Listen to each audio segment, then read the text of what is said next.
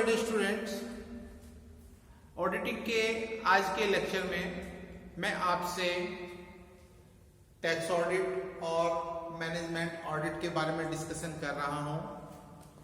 सबसे पहले मैं आपको बताना चाहूंगा कि टैक्स ऑडिट क्या होता है, कर अंकेक्षण क्या होता है।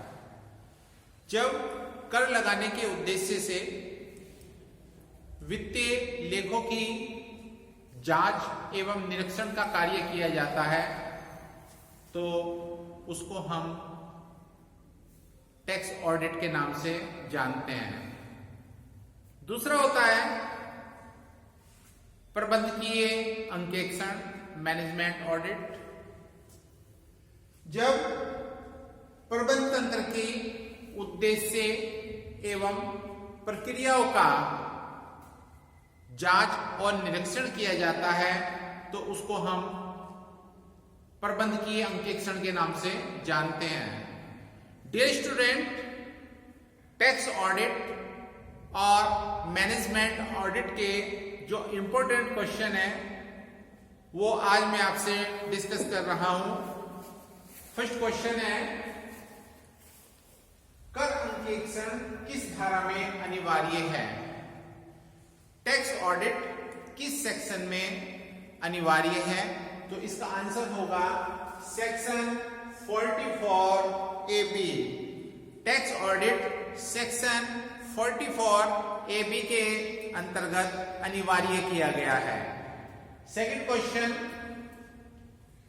एक कर अंकेक्षक एक समय में कितने कर अंकेक्षण कर सकता है? यानी कि जो टैक्स ऑडिटर है वो कितने टैक्स ऑडिट कर सकता है?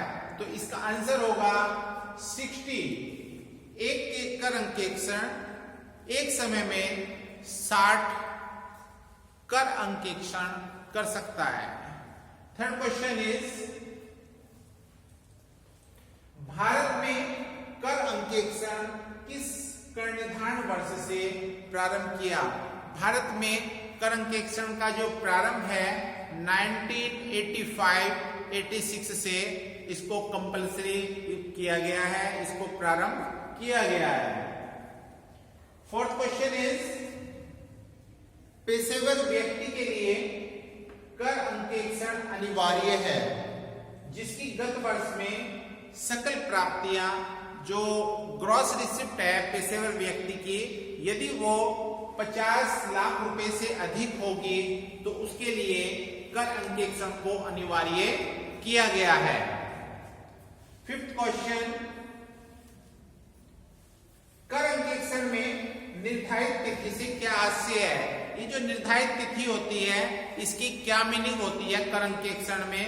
तो कर अंकेक्षण में 30 सितंबर को निर्धारित तिथि कहा जाता है। कर अंकेक्षण के अंतर्गत जो निर्धारित तिथि है उसका आज से 30 सितंबर से होता है। क्वेश्चन नंबर 6, कर अंकेक्षण ऐसे व्यक्तियों के लिए अनिवार्य है जिनकी कुल बिक्री अथवा सकल प्राप्तियां। अब यहाँ पे बात आती है उन व्यक्ति की जो कि व्यापारिक दृष्टि से कार्य करते हैं। तो ऐसे व्यक्ति जिनकी वार्षिक सकल प्राप्तियां अथवा बिक्री 1 करोड़ रुपया से अधिक होती हैं तो उनके लिए कर अंकेक्षण अनिवार्य है। क्वेश्चन नंबर 7, कर अंकेक्षण का निष्पादन कौन कर सकता है? यानी कि जो टैक्स ऑडिट है, टैक्स ऑडिट का कार्य कौन व्यक्ति कर सकता है? तो इसके लिए इसका आंसर होगा, ऐसा कोई भी अंकेक्षक जो कि सीए परीक्षा पास है वो भारत में कर अंकेक्षण का कार्य कर सकता है। इसको हम सामान्य शब्दों में ऐसे भी कह सकते हैं कि कोई भी कार्यरत चार्टर्ड अकाउंटेंट कर अंकेक्षण का कार्य कर सकता है। क्वेश्चन नंबर 8,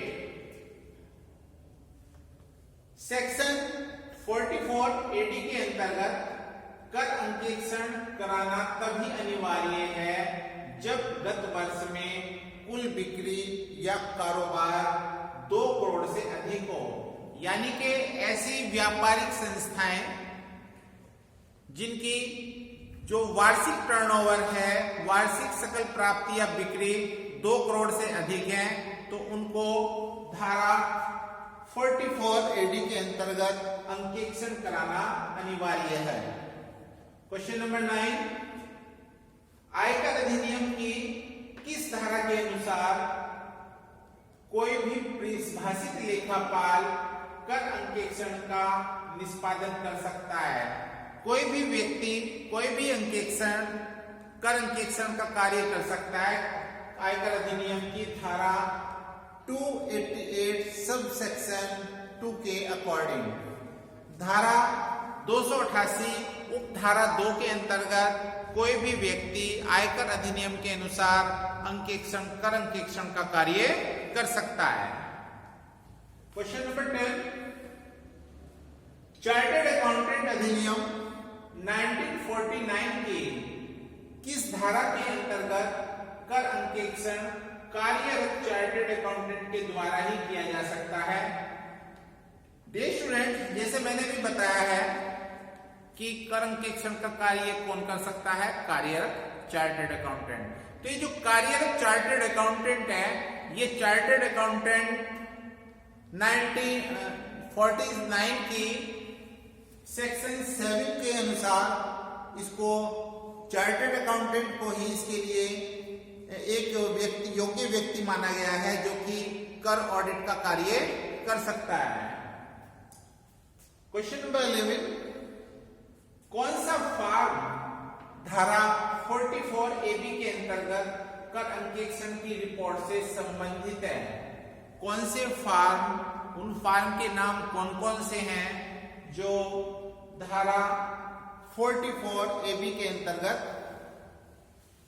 रिपोर्ट से संबंधित होते हैं? तो उनके लिए है form 3CA, form 3CB, form 3CD, यानी कि ये 3 फॉर्म हैं जो धारा 44 AD से संबंधित कर अंकेक्षण की रिपोर्ट से संबंधित हैं। क्वेश्चन नंबर 12, पर प्रबंध अंकेक्षण है जो मैनेजमेंट ऑडिट है, नवीन विचारधारा। जो मैनेजमेंट ऑडिट है ये नवीनतम विचारधारा है। प्रबंध अंकेक्षण का सर्वप्रथम प्रयोग कहां पे हुआ? सबसे पहले प्रबंध अंकेक्षण का प्रयोग अमेरिका में किया गया है। क्वेश्चन नंबर 14, प्रबंध अंकेक्षक की योग्यता है। प्रबंध अंकेक्षक जो होता है, मैनेजमेंट ऑडिटर जो होता है, उसकी क्वालिफिकेशन क्या होती है? तो इसके लिए कोई भी क्वालिफिकेशन निर्धारित नहीं है, कोई भी निर्धारित योग्यता नहीं है।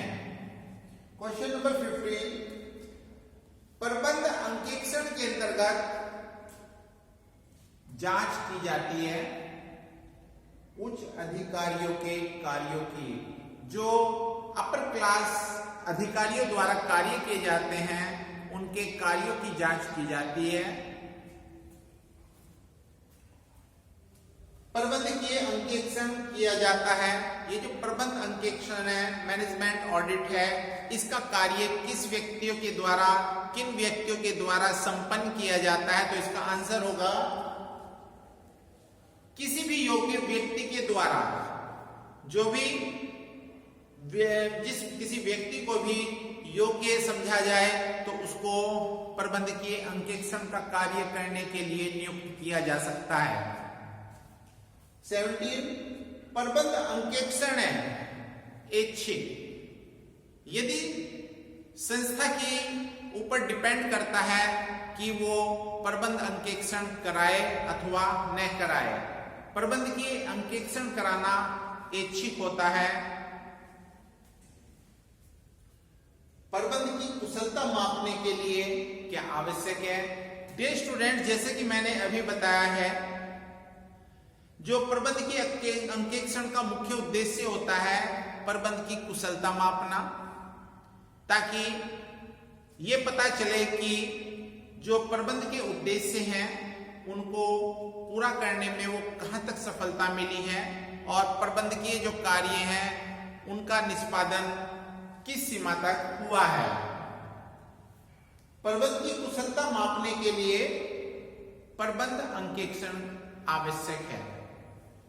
नेक्स्ट क्वेश्चन इज प्रबंध के अंकेक्षण का क्या अर्थ है। डियर स्टूडेंट्स, जैसे कि मैंने अभी बताया है, प्रबंध तंत्र के उद्देश्यों और प्रक्रियाओं का व्यवस्थित मूल्यांकन प्रबंधकीय अंकेक्षण कहलाता है। अर्थात प्रबंधकीय अंकेक्षण के अंतर्गत उद्देश्यों और प्रबंधकीय प्रक्रियाओं का व्यवस्थित मूल्यांकन किया जाता है। क्वेश्चन नंबर 20, प्रबंधकीय अंकेक्षण में मूल्यांकन काहे का करते हैं हम, किसका मूल्यांकन करते हैं, तो उसका आंसर होगा उद्देश्य एवं प्रक्रियाओं का। किस प्रकार के अंकेक्षण में संस्था की योजनाओं एवं नीतियों का विस्तृत परीक्षण किया जाता है, तो इसका आंसर होगा डियर स्टूडेंट्स प्रबंधकीय अंकेक्षण।